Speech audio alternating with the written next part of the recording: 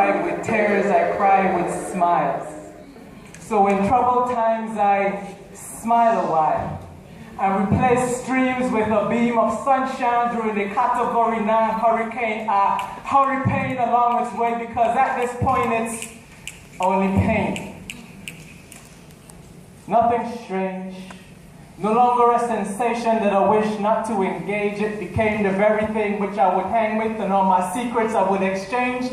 It became my best friend. Because when everyone else failed to arrive when I needed them, it was there. So I wrote to my tears and I said, I'm sorry, your services are no longer required, but they had already felt the neglect and had retired, so there was no need for an awkward moment to transpire. My entire being had transformed where numbness was now the norm, and I felt like I could brave any storm, not aware of what was really going on. I had become, well, I'm not really sure what I had become. I just knew that I wasn't the type to run, so even before they had begun, my running days were done. So this is how I live out the rest of my life. Fortified in a shell of numbness, though I never thought that I would become this emotionally backward, hanging around with laughter, but secretly chilling with pain because I didn't want anyone up in my business. Can I get a witness? But really, what is this? Is it the manifest embodiment of my denied wishes, or a substantial lack of hugs and kisses? No, this is brokenness. Because hope would suggest an openness that would more or less express a state of being blessed in the midst of stress. John 11:35, Jesus wept. One of those scriptures hard for me to forget, because in other words, the God of this universe cried.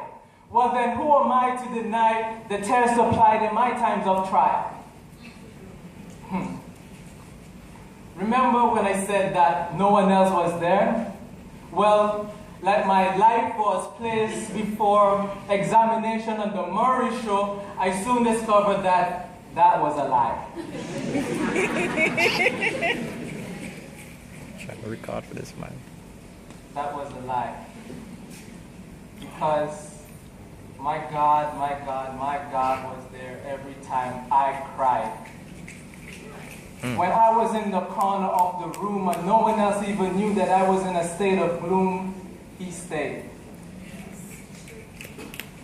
In my moments of hurt, He stayed. In my times of disappointment, He stayed. When my heart was broken because I had made that girl my world, my peace and tranquility, He stayed. And He properly lectured me. And He said, this is what happens when you place a commoner where a king should be. He said, quite correctly. And I guess this is why I smile in place of where I should cry. Not because my tears have been denied, but because I serve a spectacular God. Pain is not my best friend. What was I thinking? I was always uplifted by a strong arm every time I was sinking. And all my pain and despair would quickly be relinquished and any fires of rage suddenly extinguished. He was there. But sometimes it makes no sense to repent against sin, because in my heart I can feel like I'll go back to it again, and I can't stand this hypocrisy, and my pops would see this mockery, and then he would have to deal with me.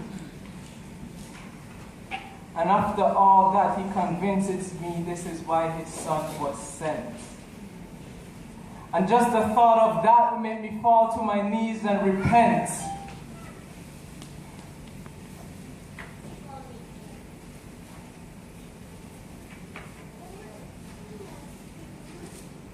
I now stand in that solid truth that I am a broken man, encased in hardness to appear whole to you. But now that you know the truth, I've never felt more complete. That now that I know the truth will set me free.